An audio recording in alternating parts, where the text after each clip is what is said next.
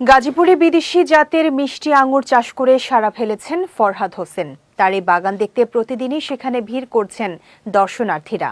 অনেকে আবার ফরহাদের বাগান দেখে উদ্বুদ্ধ হয়ে আঙুর চাষে আগ্রহী হয়ে উঠছেন।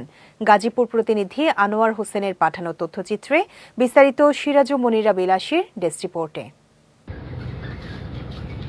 গাজীপুরের শ্রীপুর উপজেলার আবদার গ্রামের ওমর আলীর ছেলে ফরহাদ হোসেন 2024 সালের শেষের দিকে 12 জাতের বিদেশি চারা দিয়ে শুরু করেন স্বপ্নের বাগান।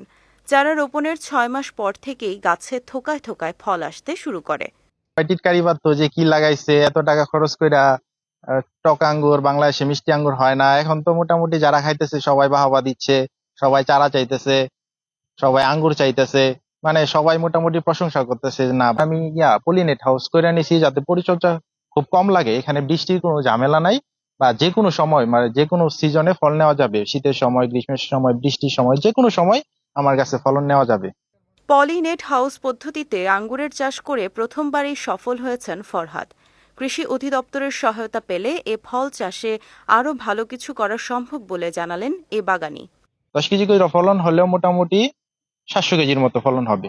700 কেজি ফলন অফ সিজনে যদি আমি বর্তমানে বাজারে 600 টাকা কেজি নিচে আঙ্গুর নাই, সেক্ষেত্রে আমার বাগান থেকে নিজ হাত দিয়ে আঙ্গুর কেটে কেউ যদি কালেক্ট করতে চায়, সংগ্রহ করবে, সেক্ষেত্রে 400-500 টাকা কেজি অনায়াসে বিক্রি করা যাবে, আমি আশাবাদী।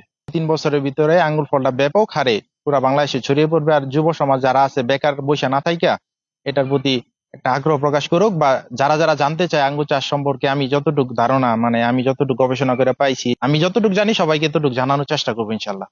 নিবিড় পরিচর্যা ও পর্যবেক্ষণে গড়ে ওঠা ফরহাদের বাগান দেখতে প্রতিদিনই ভিড় করছেন দর্শনার্থীরা। বিচিবিহীন লাল আঙ্গুর প্রথম আমি গাছ থেকে পায়রা খাইলাম, খুবই সুস্বাদু, খুবই মিষ্টি। হ্যাঁ বলে এখান থেকে দেখে যখন করতেছে ফলটা, তখন আমরা চিন্তা ভাবনা করছি যে ফরহাদ গাছটা যখন করতেছে আমরা দেখি কিংবা আগ্রহ ধরছি। পরে তখন গাছটা দিয়ে সুন্দর ফল আসছে, তখন আমরা আগ্রহ বাড়ছে যে না দুই চাষটা আমরা করি, আমাদের দেশে উন্নত হইব।